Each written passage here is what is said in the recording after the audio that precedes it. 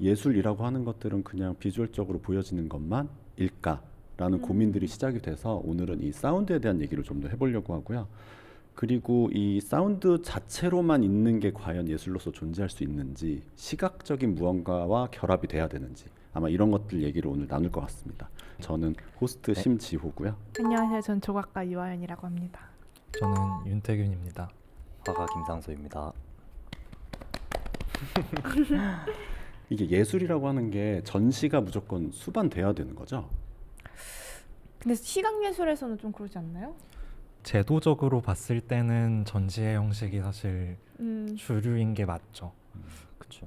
배우는 게 전시 만드는 걸 배우는 데가 있고 이제 뭐 공연 만드는 걸 배우는 데가 있고 그러다 보니까 좀 이렇게 왕래하기가 어려운데 애카데미들에서 대체적으로 사실 특히 시각예술은 전시 만드는 걸 가르치니까 전시로 만들어지는 편이 좀 있는 것 같아요. 제가 애초에 막 지원금 줄 때도 성과 보고의 결말은 전시의 형태여야만 맞아. 한다라고 규정을 하고 있기도 하고 뭐 300만 원 준다던가 마음껏 써라 아니면은 없는 것 같아요. 최근에 특히 미디어 아트가 너무 많아진 맞아요, 것 같아요. 맞아요. 기본적으로 비주얼적인 게 중요하지만 예술이라고 하면은 시각 예술이라고 할 수 있을까? 아니면 예술 그 자체가 시각일까요? 근데 이게 뭐 이렇게 굳이 번역을 하자면은 다 아트로 번역이 되겠지만은 저희가 이제 상정하는 전시에서의 그런 예술은 사실 비주얼 아트라서 애초에 그런 쪽에서부터 이제 미술사 쪽으로 좀 발전이 되었으니까 뭐 회화든 조각이든. 근데 이제 요즘에 어떤 추세라든지 미술사적인 어떤 경향들도 그런 경계 자체를 좀 허무려고 하니까 그래서 그런 막 미디어 아트도 들어오고 사운드도 들어오고 하는 것 같은데 어쨌든 그런 미술관이라는 공간 자체는 시각 예술을 위한 게 맞죠. 비주얼 아트를 위한 것. 왜 근데 다원 미술 있잖아요. 근데 그 다원이란 것도 사실 원래 그런 장르가 있는 게 아니고 그쵸, 근데 그냥 이제 남은 것들을 기타 등등. 이렇게 뭉뚱그려가지고 그냥 부르기 쉽게 다원이라고 부르는 맞아. 거잖아요.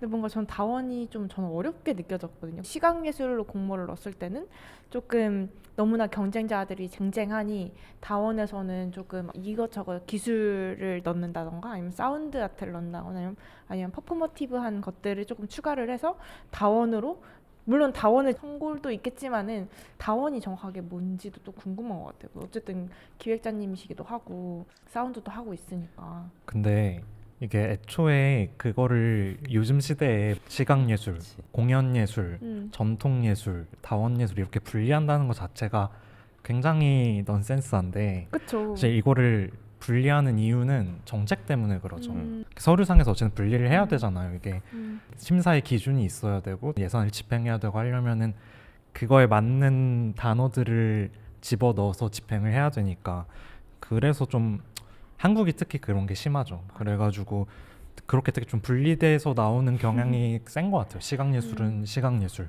공연예술은 진짜 공연의 형식으로 해라. 근데 그거를 이제 그 이전에 돌아와서 보면은 예술 자체로 보면은 이게 굳이 분리를 해야 하나 싶을 정도로 요즘에는 많이 결합이 이루어지고 있으니까. 근데 그냥 개념적으로 봤을 때 그냥 일반인 기준에서 개념을 나누는 게 더 명확한 거 아니에요? 저는 그렇게 생각해요. 나눠져 있음에 오는 모순은 저도 너무 인지를 하고 당연히 알고 있지만 그래도 나누려는 시도가 있고 한편에서는 그 나누려는 걸 다시 봉합하려는 시도가 순환하는 게 사실은 저는 근데 가장 좋은 형태. 이건 창작자가 그 매체를 다루고 있는 사람이 나눠야 되는 것 같아요.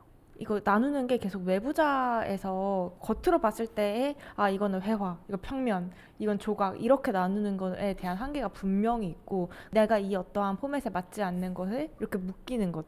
근데 첨예하게 나뉜 어떠한 카테고리들을 다루는데 본인 자체가 조금 더 나누게 된다면 예를 들어서 조각은 이런 상태여야지만 조각일 수 있고 그러니까 이런 조각의 확장 가능성을 스스로 넓혀가는 방향들. 그거는 실무자가 아니라 자기가 나누고 싶은 거 아, 아니에요? 그러니까. 저는 본인이 나누기- 네가 저 그래서 사운드나 뭔가 기술적인 매체들을 봤을 때도 이거 그냥 원래 그 기술을 가지고 있는 컨텐츠가 훨씬 더 잘하는 거지 않을까? 그게 너무 조악한 형태로 비춰지면서 이게 대단하다고 보는 것이 조금 어떻게 봐야 할까? 거기서 다들 현대미술이 어렵다라고 느껴지는 포인트지 않을까라는 생각이 들었거든요. 아, 근데 뭐 예술의 범위가 너무 넓어가지고 그쵸. 이게 딱 하나다라고 할 수 없는데 어쨌든 이게 역사적으로 테크네 시절이었을 때는 모두 하나였는데 점점 역사를 거치면서 시각예술과 청각예술이 좀 분리가 되기 시작했죠. 그래서 그거는 이제 각각의 그 전문성을 또 따로 가져가가지고 시각 같은 경우는 어떤 미술관, 시각에 사실 특화된 공간이죠. 그리고 음악 같은 경우에는 서양의 어떤 오케스트라 홀이나 혹은 그 연극 무대들, 그리스 고대의 연극 무대를 생각해 보면은 음향학적으로 엄청나게 잘 설계돼 있거든요. 그런 식으로 이제 거기는 시각이 아니라 청각 중심적인 공간인 거죠. 근데 그런 식으로 이제 가다가 점점 경계가 좀 사라지는 거죠. 어떤 포스트 모더니즘 이후에.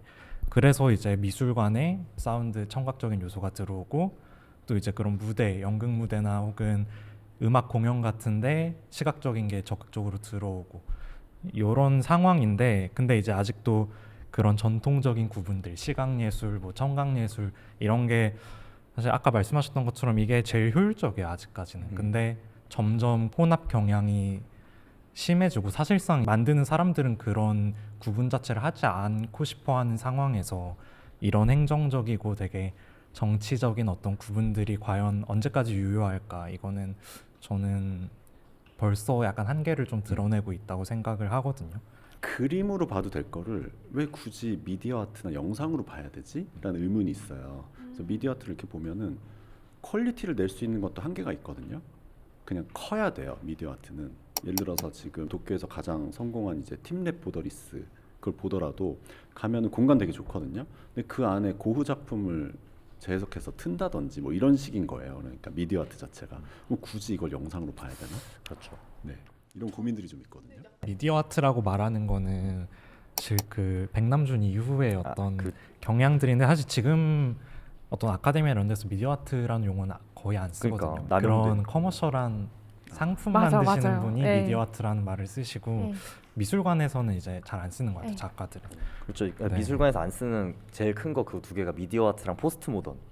아, 그쵸. 네, 그거는 명확한 시기가 있는 얘기로 네. 쓰이고, 근데 포스트 모던이라는 말이 대중문화에서 되게 많이 들리게 되는데 대명사처럼 느껴지지만 사실 고유명사란 말이에요. 1960, 70년대 그 시기에 있었던 반향을 얘기하는 건데 그냥 이름이 된 거죠. 이름이. 미디어 아트가 넓어져가지고 범위 자체가 그래서 남용이 되는 거죠. 사실 오늘날에 진짜 전통적인 회화나 조각 빼면은 미디어 아트 아니라고 할 수 있는 게 과연 그러니까. 있을까라고 생각해 보면은 오히려 이제 전통적인 회화 조각보다 미디어 아트의 퍼센티지가 더 많거든요.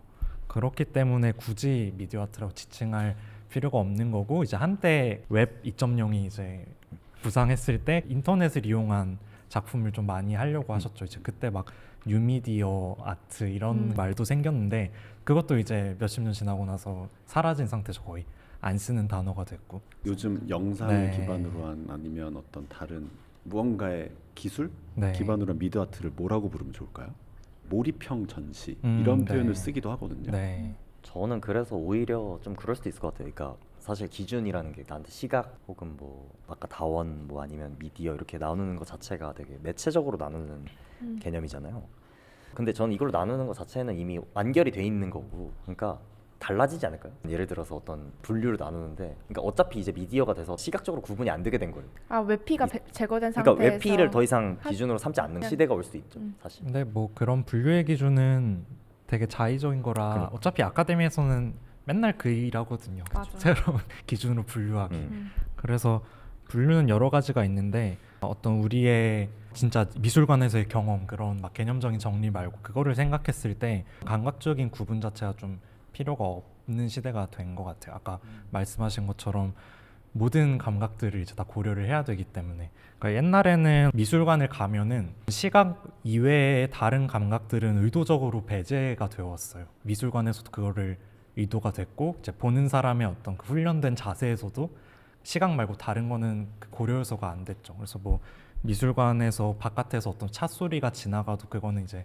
그냥 배경음, 노이즈가 되는 거고, 미술관에서 나는 그 미묘한 페인트 냄새 이런 것도 이제 고려 대상이 안 되는 거죠. 그냥 그게 디폴트인 상태인 거예요. 근데 요즘에는 이제 사람들의 감각 자체가 좀 그런 훈련에서 많이 벗어났다고 저는 생각하거든요. 맞아. 그런 사람들의 좀 예술에 기대하는 것, 그리고 어떤 경험의 그런 체계 자체가 달라졌기 때문에, 그래서 이제 사실 작가들, 경험을 생산하는 사람들도 자연스럽게 이거를 신경 쓰게 된 게 아닐까 이렇게 생각을 합니다. 근데 뭐 아직도 미술관들은 사실 설계부터가 시각 중심적으로 되어 있기 때문에 좀 그런 게 취약하기는 하죠. 그래서 저는 큐레이터와 DJ라는 그런 사람들이 되게 부상하게 되었다고 생각해요. 저희가 아는 이미 있었던 기준들이 모호해지니까 사람을 믿게 되는 게 강해진 거. 이 사람이 믹스한 것, 그림이냐 뭐냐 이게 중요한 게 아니라 좋은 게 중요한 거잖아요, 사실. 그래서 이제 그런 이렇게 묶어주는 개인 혹은 사람들이 중요한 위치를 차지하게 된 거 아닐까라는 생각을 같이 하게 됩니다.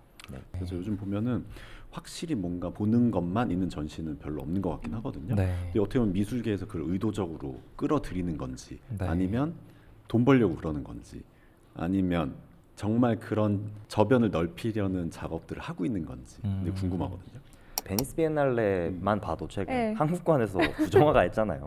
아 그쵸 그쵸. 사실 그분의 시각적인 다른 요소들은 굉장히 뒷받침해주는 역할일 뿐이고 그분이 이제 향의 도서관, 라이브러리를 맞아요, 만들고 그걸 가지고 이제 직접 가서 그 향을 느끼고 이렇게 작업하는 거가 사실 베니스 비엔날레라고 하면 특히 재밌는 게 거기는 또 관이 매체로 나누는 게 아니라 국가관으로 나누잖아요. 거기 한국관. 올림픽이잖아요. 근데 올림픽의 한국관의 대표로 구정화가 나간 세상이니까 사실은 이제 조금 좀 조망하는 바가 당연히 달라져 있고 사실 이번에 베니스 비엔날레에서 하시고 그거 하시면은 그 국가 지원 받아서 하는 거라서 아르코에서 다시 성과 보고전처럼 이제 또 아르코 미술관 해와 있는 데서 또 하시거든요. 어쨌든 지금 이 상황에서 한국을 대표하는 작가로서 간 분도 시각 예술로 하신 분이긴 하지만 향으로 작업하는 분이다. 되게 다양한 데서 기억을 불러일으키는 그런 맞아. 단위로 향을 수집을 하시고 그 향들이 조합돼서 어떤 오브제에 그 향을 입히고 그걸 그 공간에 들어가서 이제 체험하는 방식으로 이제 작품을 관람하게 되는 거라고 알고 있는데 이게 아닐 수도 있습니다. 그러니까 맞아. 수도 근데 한국의 그런 정서를 불러일으킬 수 있는 냄새를 전시한 거예요. 그래서 집밥 냄새, 그렇죠. 뭐 예를 들어서 뭐 아궁이 냄새, 뭐 이런 것들을 하면서 본인이 이제 어렸던 추억들을 사실 향이 되게 잘 기억하잖아요. 그거를 접목해서 한국관에 전시를 한 건데, 근데 제가 이건 조금 잉스러웠던 부분은 뭐냐면 그렇게 전시를 했는데도 불구하고 아르코 미술관에 왔을 땐 향이 달라졌다는 이야기들도 많이 받았고요. 그 베이스에서 느꼈던 그 향과 이 아르코 미술관에서 느꼈던 향이 달랐다. 그리고 아르코에서 느꼈던 향은 마치 탬버린지 향 같았다. 그러니까 향이 너무 세련된 거예요. 매끈하고. 그러니까 저는 실제 아궁이 냄새가 났으면 좋겠다는 것을 기대하고 집밥의 그 연기와 축축하고 눅눅함까지를 전시를 해야 되지 않았나? 라는 생각이 드는데 감각의 전환들이 너무 표면과 외피들만을 체하고 있지 않나? 근데 저는 그런 지점에서 시각 미술이 아닌 다른 어떠한 매체를 경유했을 때 사짜 같다라는 느낌을 저는 개인적으로 많이 들기도 했거든요. 네, 저는 근데 감각들 궁금한 게 가져오는. 네. 아까 음악이랑 네. 사운드랑 네. 청각이랑 다르다고 하셨는데 네. 정확하게 어떻게 다른 거예요? 저는 사실은 그냥 원래도 음악을 하신다 그랬지만 네. 전 그냥 처음엔 DJ인가? 이랬거든요. 네. 그러니까 모르잖아요. 저는 네. 사실 잘 미술 개안에서 다뤄지는 사운드들을 네. 어떻게 위치하고 어떻게 해석해 봐야 되는지 네. 그게 저는 좀 어려웠거든요. 뭔가 네. 태균님 그때 스페이스 3이었나? 네. 그거 할 때 저는 그냥 그 암벽 쳐놓고 네. 이렇게 보라고 했는데 실제 보이지도 않아요. 거기는 어두워서? 어두워서 아. 실제로 검정색 천을 걸어놨거든요. 벽처럼. 그리고 나서 이렇게 약간 뭐였죠? 그 글 같은 것도 있고 한데 그 글이 엄청 작게 적혀 있어서 보려면 거의 핸드폰 후레쉬 켜고 봐야 된단 말이에요. 그래서 그럴 때마다 너무 저는 시각 미술에 익숙한 작가다 보니까 이거를 봐야 하는지 들어야 되는지, 그러니까 그 외피랑 저랑 닿는 과정이 독해가 안 돼서 어렵다고 항상 느껴지는 것 같거든요. 그 항상 다들 알고 계실 거예요. 감각이라는 게 되게 선천적으로 우리가 가지고 태어나는 게 아니라 학습된 거거든요. 그렇죠. 그러니까 우리가 뭔가를 볼 때 갖는 그런 어떤 게 멀리 있고 어떤 게 가까이 있고 뭐 어떤 게 되게 말랑말랑해 보이고 단단해 보이고 이런 게 다 이렇게 경험으로 학습된 결과인 거죠. 듣는 것도 마찬가지예요. 우리가 배경음과 우리가 집중해야 될 소리를 분리하는 것도 테크닉이고 훈련된 테크닉이고 우리가 살면서. 근데 이제 아연님은 그 시각적인 훈련을 너무 오래 받았어요. 그래서 이게 다른 감각에 대해서 퇴화했어? 근데 뭐 어떻게 보면은 모르는 거죠. 네, 훈련을 못 받은 거기도 하고 일종의 저는 어떤 스테레오타입에 갇혀 있는 걸 수도 있다고 생각해요. 그러니까 왜냐면은 아예 아무것도 모르는 사람이 거기 들어가면 오히려 더 잘 감상할 수 있게 되는 거니까. 근데 뭔가 네. 정보가 눈에 잡히지 않으니까 네. 글은 눈에 잡히잖아요. 네. 어떤 일렬적으로 있고. 근데 그 전시 같은 경우는 일렬적으로 사운드가 있는 게 아니라 동시다발적으로 있는 사운드들을 내가 어떻게 감각해야 되는가. 근데 이게 또 아까 말씀하셨던 약간 DJ는 일렬적이잖아요. 약간 공연이나 클럽 씬 같은 경우는 레이브나 이런 것들은 일렬적으로 한 노래만 들리고 어떠한 감각을 저한테 한 텍스트로 전달을 하는 태도여서 그게 조금 더 이해가 쉬운데 그런 감각에서는 그러니까 이제 저는 이제 좋다 안 좋다라는 게 조금 더 판단이 빨리 들고 어떤 분위기에서 내가 신나야 되는구나 아니면 그런 것도 있는데 이게 아연님이 약간 근데 원래 이분 작업도 좀 그래요. 되게 뭔가를 개념을 이렇게 끌어오고 뭔가 해석하려고 하고 계속 뭔가 이렇게 통제력이 명징하게 구조화하려고 하는데 네. 사실 사운드라는 것 자체가 우리가 이렇게 말로 하는 게 아니라면 굉장히 모호한 거거든요. 그러니까 정보량이 굉장히 많아요.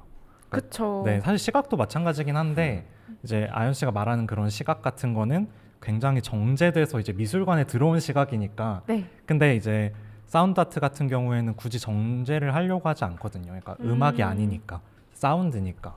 그렇기 때문에 그 노이즈라고 말씀하시는 것도 이 노이즈라는 것 자체가 좀 어떤 정보학적인 측면에서 보면은 전달하려고 하는 그 메시지보다 더 많은 필요 없는 그런 데이터들이 모여서 노이즈가 되는 거잖아요.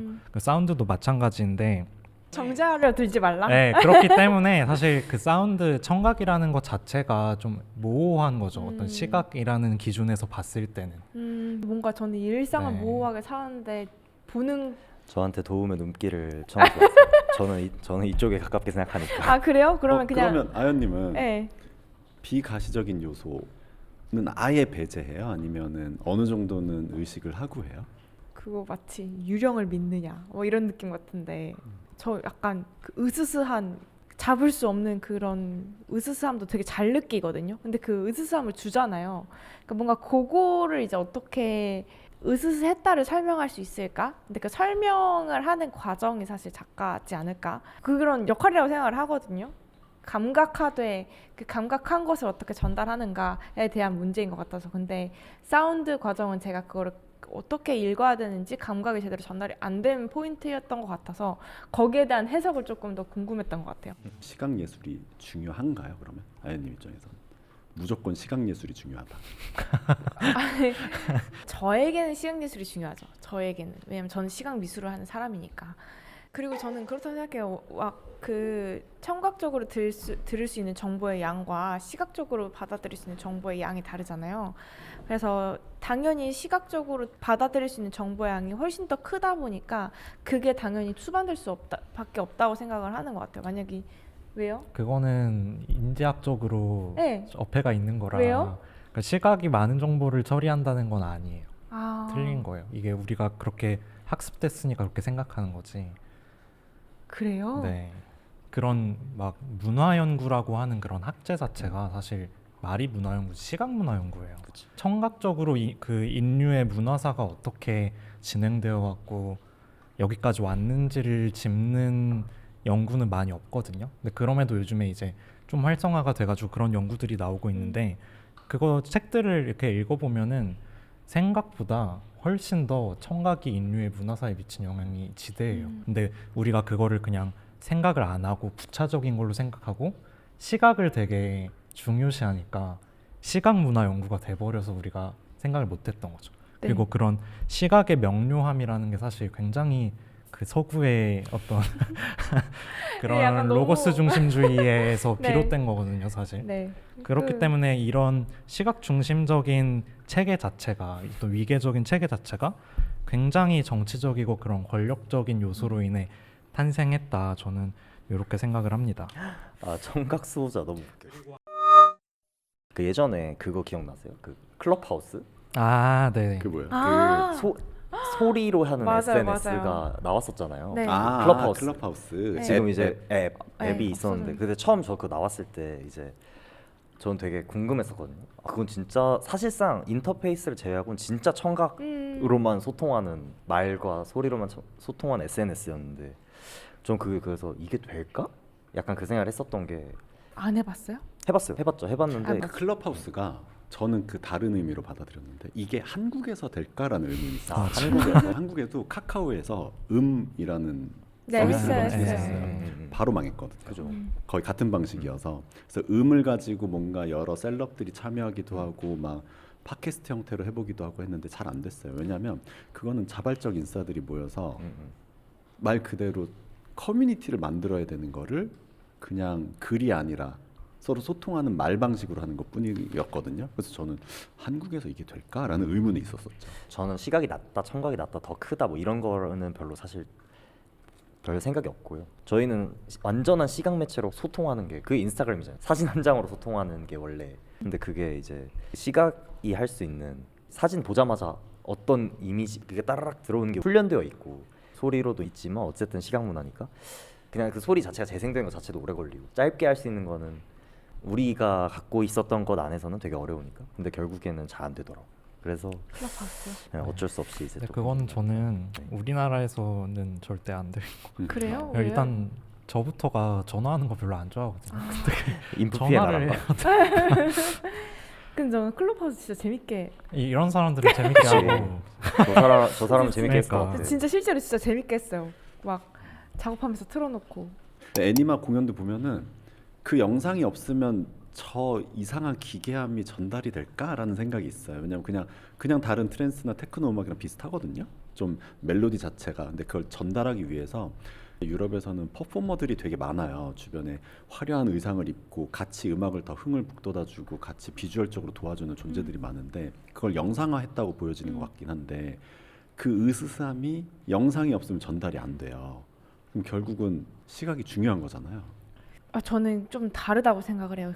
이건 조금 설명하기 어려울 수도 있을 것 같은데 우리 저번에 그런 이야기를 했잖아요. 미술이 해체되어야 된다라는 네. 말씀을 하시기도 했고 이게 사실은 어떤 물성을 가지지 않거나 어떠한 이미지에 기대지 않아도 으스스함을 전달할 수 있는 것이 저는 되게 미술적인 언어다라고 생각을 하거든요.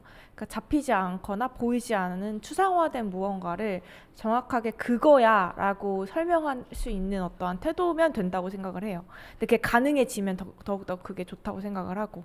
근데 그런 측면에서 이게 굳이 어떠한 기계적인 그게 없어도 뭐 사운드가 될 수도 있고 향이 될 수도 있고 아니면 진짜 추운 온도가 될 수도 있고 그런 것들이 복합적으로 으스스한 언어가 설명할 수 없는 그 사이의 무언가에 대한 상을 묘사할 수 있다 하면 그게 저는 미술이라고 생각을 해서 굳이 마케팅적으로 한 번에 많은 사람들을 설득시키기에는 그 자극적인 이미지가 유효할 수 있지만 굳이 그것만은 정답은 아니지 않을까라는 생각이 조금 더 있는 것 같아요.